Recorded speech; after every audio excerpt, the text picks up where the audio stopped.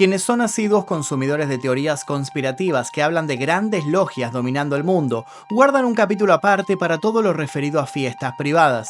La historia está repleta de evidencia que muestra que los miembros de la alta sociedad suelen realizar festejos cuya impronta pareciera rondar lo pagano. Para algunos solo se trata de excentricidades típicas de personas que buscan un modo sofisticado y divertido de gastar sus miles de millones. Para otros, estas fiestas son la prueba irrefutable de que hay un grupo selecto que se encuentra en contacto con fuerzas del más allá. Fuerzas a las cuales de vez en cuando rinden tributo mediante rituales a los que camuflan de reuniones sociales. Dentro de este submundo de fiestas estrafalarias, hay una que ha despertado las más variadas teorías por su impronta y por la cantidad de registros que hay de ella. La misma se convirtió en parte de la cultura popular, luego de que fotografías del momento salieran a la luz en el libro Legendary Parties de Jean-Loup de Faucigny-Lusange. Allí se pudieron ver postales que iban de lo bizarro a lo grotesco, pasando lisa y llanamente por lo perturbador. La fiesta en cuestión se había celebrado en 1972 y para cuando las fotos fueron publicadas, muchos se hicieron la pregunta de rigor: ¿quiénes habían organizado tal evento? La respuesta no era un secreto. Los documentos dejaban constancia de que la velada había sido ideada por los Rothschild. Lo decían así a la pasada, como si fuera una obviedad quién era esta familia. Lo cierto es que muchos entonces no tuvieron otra referencia clara sobre estos sujetos, y quizás lo mismo pase hoy. De hecho, es probable que muchos sepan quiénes son los Rothschild por esta imagen viral que voy a mostrarles. Leamos lo que dice. Hola, mi nombre es Jacob Rothschild. El patrimonio de mi familia es de 500 billones de dólares. Fundamos el primer banco central de Inglaterra y ahora somos dueños de cada banco central de todo el mundo. Hemos financiado ambos lados de las guerras desde Napoleón Bonaparte. Somos dueños de tus noticieros, tus medios, tu gasolina y tu gobierno. Esta imagen recobró particular relevancia cuando el sujeto que la ilustra, el mencionado Jacob Rothschild, murió a los 87 años, en febrero de 2024. En ese momento las búsquedas se intensificaron y todos, escalofrío mediante, se cuestionaron si era real lo que decía allí. ¿En serio estamos a merced de personas tan importantes? ¿Realmente una familia es la que maneja todo lo que sucede en el mundo? Pero no nos adelantemos. Roth significa rojo, Shield significa señal, y es por una marca roja que había en la puerta del antepasado de esta familia, es que esta dinastía se llamó de esta manera, se llamó Rothschild. No sabía, por supuesto, que hoy en día el apellido terminaría teniendo esta relevancia y convertido en sinónimo de poder y fuerzas ocultas. Hoy vamos a adentrarnos en los pormenores de un imperio que evita destacar en la revista Forbes, pero cuyos miembros poseen cuentas bancarias que humillarían a las de los multimillonarios más famosos. Bienvenidos al oscuro caso de la familia Rothschild.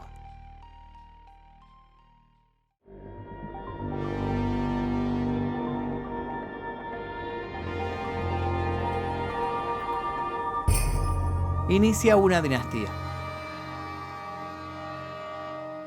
Meyer Amschel Rothschild nació en 1744 en un gueto judío en Frankfurt.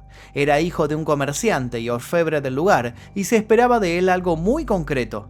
Debía seguir con el trabajo que hacía su progenitor. Si lograba mantener el legado, ya todos se darían por satisfechos.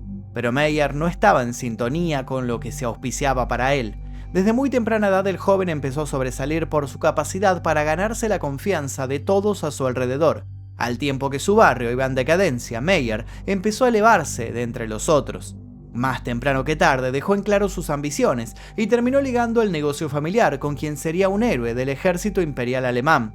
Sí, a la vez que pasaba su día a día lidiando con la pobreza extrema de su entorno, el chico forjaba vínculos que lo harían escalar de un modo impensado. ¿Cómo lo hizo? Imposible saberlo. Es poco el material que sobrevivió de aquellos años y más hoy en día, cuando el origen, el génesis de los Rothschild es buscado con tantas ansias.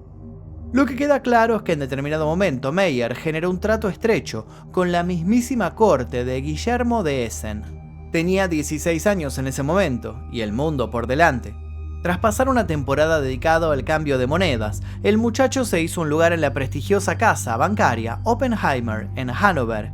Con nuevas herramientas de análisis y siempre atento a lo que podía aprender de su entorno, rápido fue consciente del gran flujo de dinero que había en las transacciones de los más poderosos. Afilando más y más el ojo fue que descubrió el secreto que cambiaría su vida. Muchos monarcas, como el príncipe Guillermo I, eran también grandes prestamistas, cuyas inversiones hacían mover la economía del entorno. Para Meyer estaba claro. Muchos de estos hombres que estaban en la cima se volvían todopoderosos porque lograban que las cosas siempre salieran como ellos querían. ¿Cómo no iban a lograrlo si eran ellos mismos los que decidían el rumbo que el mundo iba a tomar? Tener poder era básicamente apostar al caballo ganador. Esto dejó a Meyer pensando durante jornadas enteras. Un plan se había dibujado en su mente. Si él lograba manejar del mismo modo los recursos y la información, podría ser igual de poderoso que toda esa gente con la que se codeaba. No sabía que su clan llegaría a estar incluso por encima del poderoso más poderoso. Y el primer paso para ser quien sería lo daría en 1801, con 55 años. Le llevó tiempo, claro. Fueron años de seguir observando, de hacer cálculos mentales, de fantasear inversiones y de incursionar en la letra pequeña de los demás. Para ese entonces ya se había ganado el rol de gerente de la corte, y fue desde ese rol que pudo gestionar un sustancioso préstamo a la corona de Dinamarca. Intereses mediante, su gran confiabilidad y su espíritu reservado lo empezaron a perfilar como el líder de una familia que lo dominaría todo. Sin dejar pasar un segundo, Meyer invirtió su nuevo capital en la asesoría financiera de los cerebros más hábiles del momento y abrió una casa bancaria de élite. A lo sabido le agregó el factor especulación, y para cuando quiso darse cuenta, ya le prestaba dinero a gente que se suponía era más rica que él. Se hizo millonario, pudo vivir dándose los gustos que de chico le fueron privados, y crió a 10 hijos a los que le brindó una educación privilegiada.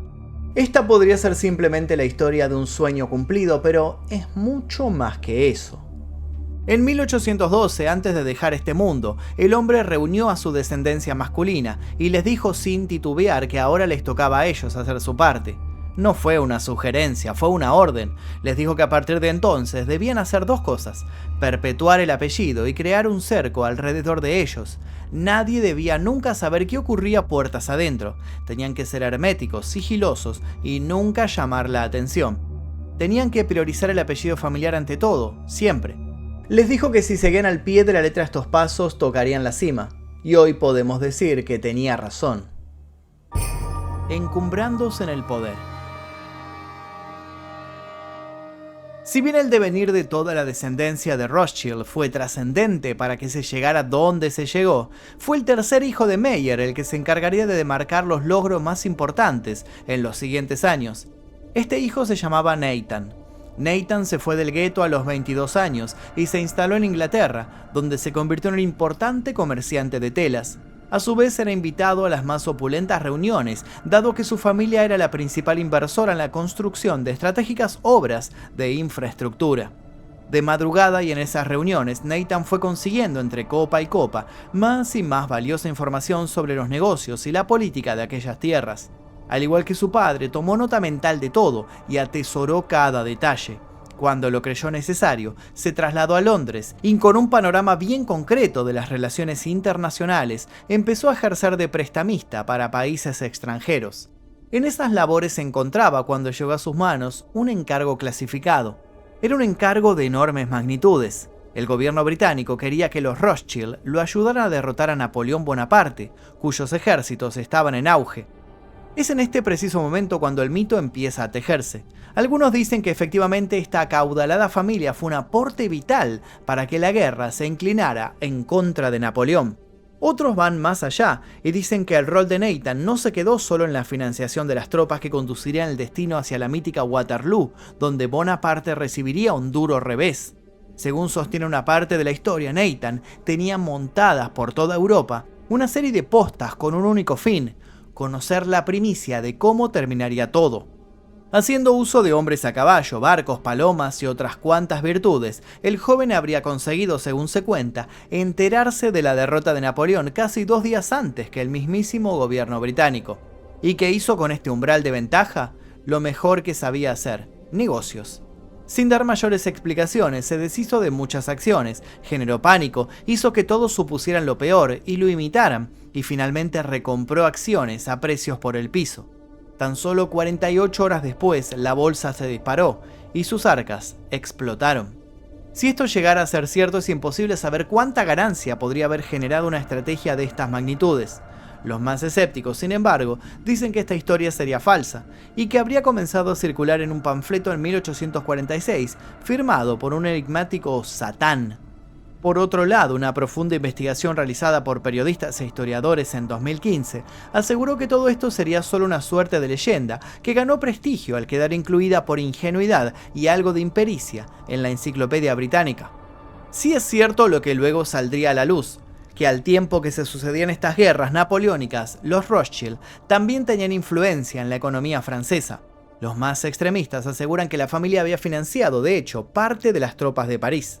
¿Qué significa esto? Que estuvieron de ambos lados del conflicto. Que según esta teoría, los soldados de ambos mandos pudieron llegar hasta donde llegaron gracias a la inyección de billetes de esta familia. Si bien esto les produjo algunas rispideces, lo cierto es que los Rothschild no podían pedir más. Todo para ellos era ganancia. ¿Cuánto hay de cierto en esto o es todo una simple exageración? Fantasía o no, el imperio del clan siguió en ascenso, y en ascenso, y en ascenso, y en ascenso. Los que manejan los hilos. Los Rothschild fueron consejeros y prestamistas de la realeza europea, del Vaticano y del propio rey Jorge IV. Fueron banqueros de la Santa Alianza, el grupo de tratados de Rusia, Prusia y Austria, pero no solo se dedicaban a los préstamos gubernamentales y transacciones de bonos, también acompañaron el crecimiento del sistema de trenes y se encargaron de que el mundo se conectara velozmente. Sabían que el tiempo es dinero y no querían desperdiciar ni un minuto. Los grandes procesos de expansión capitalista de allí en adelante los tiene como fomentadores directos. Tal gusto le agarraron a los Rothschild a tener el control de lo que sucedía, que se llegaron a involucrar en movimientos independentistas, como es el caso de Brasil, que pagó sus deudas con plata de ellos para luego entrar en deudas superiores, pero suponiéndose libre. Del mismo modo también invirtieron en la creación de nuevas colonias. Cuando algún país quiso explotar recursos naturales a gran escala, ¿a quién llamó? A los Rothschild, claro. Cuando se quiso innovar en ciudades, ¿quiénes estuvieron ahí para ayudar a que el futuro se hiciera presente? Exacto, los Rothschild. Los Rothschild ayudaron a que algunos permanecieran en el poder y aceleraron el proceso en que otros cayeron. Paso a paso ayudaron a moldear este mundo que conocemos, a veces sugiriéndolo, a veces solo apoyando al más convincente en materia de negocios. Pero no solo creció su gráfica empresarial. Nathan murió siendo, según algunos, el hombre más rico del mundo. Y ser rico no solo te abre la puerta a más y mejores negocios, sino que te ayuda a seguir creando contactos. Varones del Imperio Austríaco, miembros del Parlamento Británico, lores, los Rothschild empezaron a estar en todos lados, pero en ninguno a la vez. Porque no solo tenían presencia en compañías industriales, metalúrgicas, mineras y de ferrocarriles, también empezaron a echar tentáculos sobre los medios. Cuando corroboraron que podían borrar sus huellas en la avanzada de la revolución industrial, descubrieron básicamente cómo seguir operando con total impunidad. Si bien es cierto que sus roles siempre fueron meramente financieros, esto no los exime, según sus críticos, de haber sido cómplices de momentos nefastos de la historia. Con sus actos, la familia promovió abusos de poder, usurpación de tierras e injusticias de las más variadas. Sin embargo, sin testigos no hubo cargos. El crecimiento siguió hacia finales del siglo XIX. Recién en ese momento, su modus operandi llegó a ser reproducido por otros grupos de poder de diversas partes del mapa. Vieron entonces tambalear su predominio, pero no por esto dejaron de ser los que descansaban por encima de todos, y sin llamar la atención. Bueno, al menos hasta que decidieron hacer una extravagante y controversial fiesta, y es así como nuestra historia vuelve al principio. Qué fantástica esta fiesta. Avancemos un poco en el tiempo y vayamos hasta el año 1972. En ese momento, un descendiente de los Rothschild, Guy de Rothschild, decidió hacer una gran celebración. Bueno, en realidad la historia dice que la misma estuvo ideada por su esposa, la baronesa Marie-Lynn Nile Stephanie Josina van Zuylen van Nievelen van de Hart. Esta mujer de nombre extensísimo se convirtió en la primera esposa no judía de un Rothschild y dicen que ella y su marido hacían una alianza muy particular por cómo hacían, por ejemplo, confluir sus gustos. Muestra de esto sería este evento al que dieron vida en el castillo de Ferrières, al que iluminaron con focos de colores que daban la sensación de un fuego que reptaba por las paredes. Sí, porque se trató de una fiesta con ribetes infernales. ¿Hay mensajes ocultos acaso en todo lo que se organizó y todo lo que sucedió en esa mansión el 12 de diciembre? Analicemos un poco lo acontecido. Los que recibieron invitación se toparon con un fino papel, en el que había nubes estampadas y una frase que debía leerse con un espejo, dado que las palabras estaban invertidas. En la misma podía leerse: traje de etiqueta, vestido de noche y cabezas surrealistas. Un código de vestimenta por demás inusual. Quienes recibían esta nota no podían hablar a otros de la misma, por lo que nadie sabía con quién podía toparse allí. Si a esto le sumamos que lo de asistir con cabezas surrealistas era una excusa ideal para que algunos pudieran tapar su rostro por completo y gozar del anonimato, la celebración se ponía más y más misteriosa. A la velada, que estaba enmarcada en los 100 años del nacimiento del escritor Marcel Proust, llegaron más de 300 invitados, entre los que se encontraba la leyenda del séptimo arte, Audrey Hepburn, y el mismísimo Salvador Dalí. Audrey llevaba su cabeza dentro de una jaula para pájaros, mientras que Dalí fue el único en no ponerse una máscara, alegando que él ya era lo suficientemente surrealista. Por su lado, Marie-Helene de Rothschild llevaba una cabeza de ciervo que lloraba lágrimas de diamantes auténticos. Las variantes eran de lo más notable. Muchos de los disfraces imitaban alguna obra clásica del surrealismo o bien apelaban a las más afiebradas imaginaciones. No contentos con esto, la decoración terminaba de dar el toque perturbador a todo el asunto. Los sirvientes estaban disfrazados de gatos y para llegar al salón principal había que atravesar un largo laberinto interno repleto de símbolos sugerentes.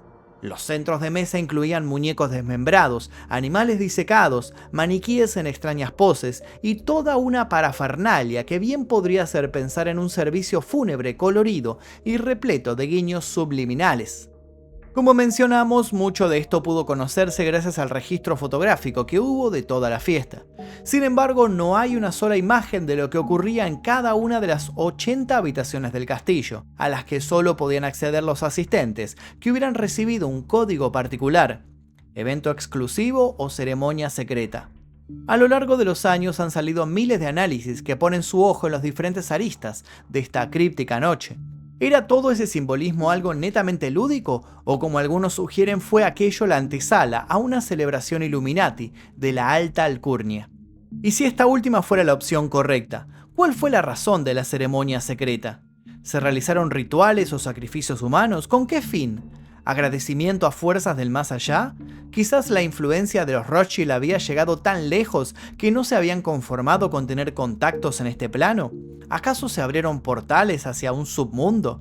¿Acaso ese submundo es el que realmente estira los tentáculos sobre nuestra realidad?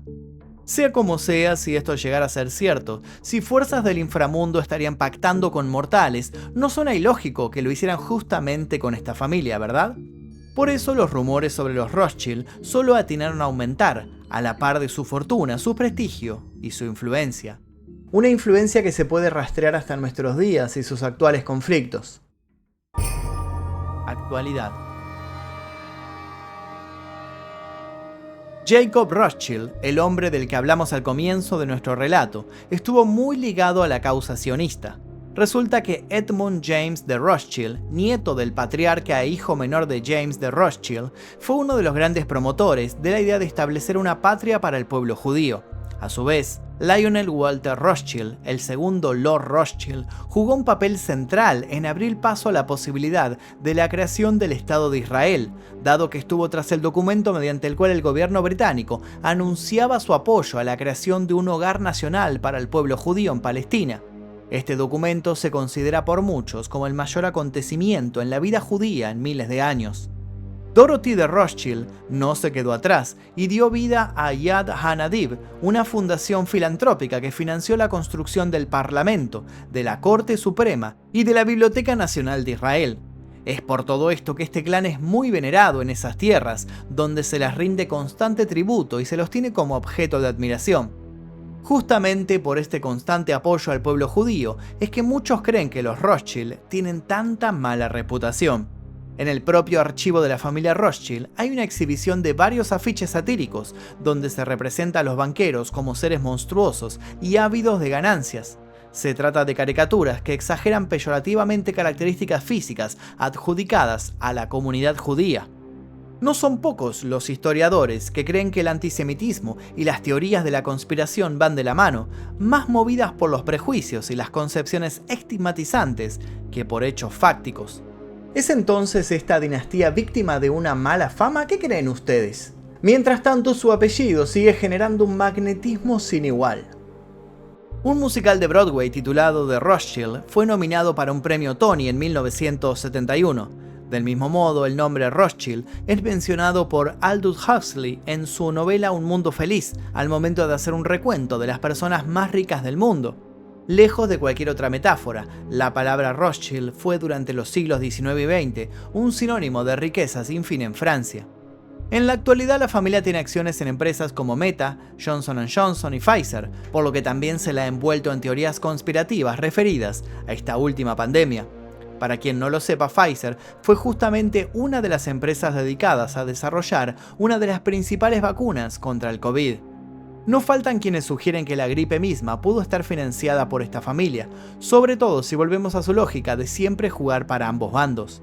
También se sabe que la gran fortuna familiar se encuentra dividida hoy día entre los cientos de herederos del apellido, logrando con esto la no acumulación en una sola persona y perpetuando así el manejo entre bastidores sin llamar la atención de nadie. Sin lugar a dudas, desde sus inicios hasta ahora, quienes se encargaron de dar forma a este gran negocio tuvieron muy en claro que no hay mejor ascenso que el que se hace sin presumir del mismo.